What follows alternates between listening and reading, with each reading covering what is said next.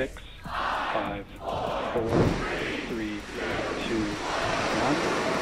Ignition and दोस्तों Sunita William और Butch Wilmore का इंतजार हुआ खत्म, क्योंकि स्पेसएक्स ने क्रू 10 मिशन को कर दिया लॉन्च 14 मार्च को ही। हालांकि इंडिया के अंदर 15 मार्च चल रहा है, लेकिन हाँ यूएस के अंदर जो शाम थी 14 मार्च की, तो उस टाइम पे इसको लॉन्च किया गया, जिसके बाद में एक बार ये इंटरनेशनल स्पेस स्टेशन से डॉक हो जाएगा तो करीबन 20 मार्च या 21 मार्च के करीब में ये सुनीता विलियम और बुच विल्मोर और इसी के साथ एक रशियन कॉस्मोनॉट है उसको भी वापस लेके आएगा अर्थ के ऊपर। हालांकि आप सभी सोच रहे होंगे यार 17 मार्च 2025 की डेट बताई गई थी कि 17 मार्च को एक सही कंडीशन है, वेदर रिपोर्ट वगैरह सही है, तो उस टाइम पे इसकी लॉन्चिंग होगी। लेकिन यहाँ पर नासा ने और स्पेसएक्स ने डिसाइड किया कि 14 मार्च को ही लॉन्च कर देना चाहिए, क्योंकि कंडीशन इस वक्त में भी सही रहेगी, तो इसको ज़्यादा डिले ना करते हुए सीधा 14 मार्च को ही लॉन्च कर दिया गया। और इसी के साथ साथ सुनीता विलियम और बुच विल्मोर का भी इंतजार अब उतना लंबा नहीं रहा, जो 2-3 दिन उनके बीतते ना, वो थोड़े उन्होंने कर दिया कि चलो लेने आ रहे हैं तुमको। दोस्तों एप्पल के एयरपोर्ट अब एक नेक्स्ट लेवल पे जाने वाले हैं। दरअसल इनके अंदर एक नया फीचर आने वाला है जो है लाइव ट्रांसलेशन। मतलब आप किसी से बात कर रहे हो और वो किसी और लैंग्वेज में बात कर रहा है, आपको कोई और लैंग्वेज समझ में आती है तो उसको वो कन्वर्ट करके आपको समझा देगा कि सामने वाला क्या बोल रहा है। तो इस तरीके का फीचर भी इसके अंदर अपडेट होने वाला है iOS 19 के अंदर, जो कि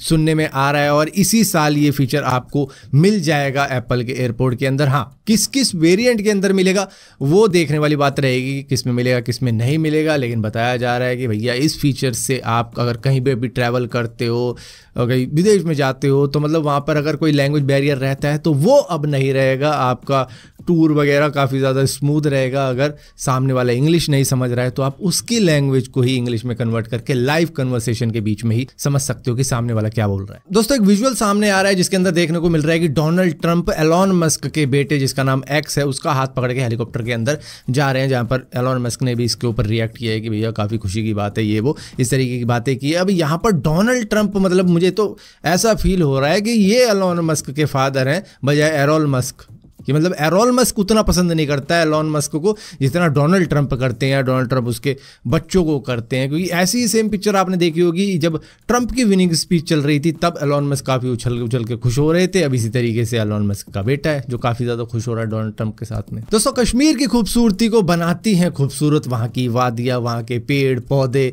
पहाड़, स्नो, ये सारी चीज़ें मिलकर वहाँ पर एक अलग ही एनवायरनमेंट क्रिएट कर देती हैं। लेकिन अगर वहाँ के पेड़ कटते चले जाएंगे तो कैसी खूबसूरती रहेगी। तो उसको रोकने के लिए Jammu and Kashmir forest research institute ने कई सारी ट्रीज़ को अब एक तरीके से आधार कार्ड दे दिया है ताकि उनको रियल टाइम में ट्रैक किया जा सके। वो अब तक 28,560 चिनार ट्री को प्रोटेक्ट करने के लिए वहाँ पर उनको एक जियो टैग दे चुके हैं, जिसमें QR कोड भी है, जिससे कि उनकी रियल टाइम ट्रैकिंग की जा सकती है कि कोई भी उन्हें काट ना पाए वहाँ पे कोई होटल बनाने के लिए या कुछ और काम करने के लिए या फिर कह लो अर्बनाइजेशन लाने के लिए इस तरीके की चीज़ें ना कर पाए। उसके लिए अब ट्रीज़ को भी एक टैग दिया जा रहा है। अगर आप देखो चिनार ट्रीज़ तो ये जॉर्जिया यूरोप के अंदर काफ़ी ज़्यादा पाई जाती है और काफ़ी ऊंची भी होती हैं, ये करीबन 30 मीटर तक ऊंची हो जाती हैं। लेकिन कश्मीर के अंदर ऑन एवरेज 14 मीटर तक की ही हाइट इनको मिल पाती है। तो यहाँ पर अगर रिकॉर्ड ट्री देखी जाए कश्मीर के अंदर तो वो 22 से 27 मीटर की ही है, लेकिन हाँ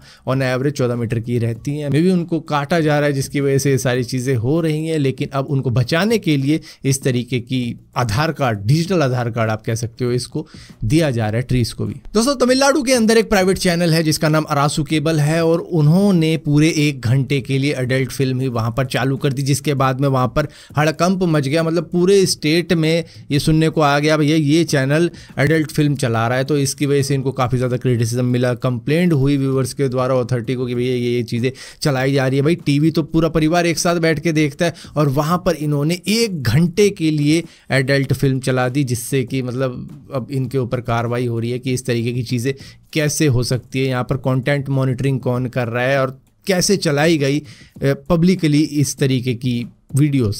दोस्तों यूएस के अंदर से 388 और इंडियंस को वापस भेजा गया है जो कि इलीगली यूएस में एंटर कर चुके हैं। और मैं पूरा बता दूं भैया 2 लाख से 7 लाख इलीगल इमिग्रेंट हैं इंडियंस जो कि यूएस के अंदर हैं और उन सभी को ढूंढा जा रहा है, जिसमें से 18,000 तो कंफर्म है कि वो आएंगे ही आएंगे, बाकियों की लिस्ट बन रही है। तो मतलब इतने सारे लोगों को ये समझ में नहीं आ रहा कि वो मतलब 2042 भी लग जाएगा भाई अगर ऐसे ही भेजते रहे। 388, 180, 120, 119, 104 इस तरीके से भेजते रहे तो भैया शायद 20 साल और लगने वाले हैं इन सभी इलीगल इमिग्रेंट्स को अपनी अपनी कंट्री में भेजने में। तो सर लास्ट वीक आपने सुना होगा कि पाकिस्तान के अंदर एक ट्रेन को हाईजैक कर लिया है बलूचिस्तान के फ्रीडम के लिए, जो कि बलूचिस्तान के फ्रीडम फाइटर्स ने किया अपने प्रोटेस्ट को दिखाने के लिए कि हमसे अलग हो जाओ, हम पाकिस्तान का हिस्सा नहीं है। तो इसके ऊपर अब पाकिस्तान ने सीधा सीधा कह दिया कि भैया इसके अंदर अफगानिस्तान और इंडिया का हाथ है, इन्होंने करवाए पाकिस्तान के अंदर, वरना हमारी कंट्री तो इतनी मतलब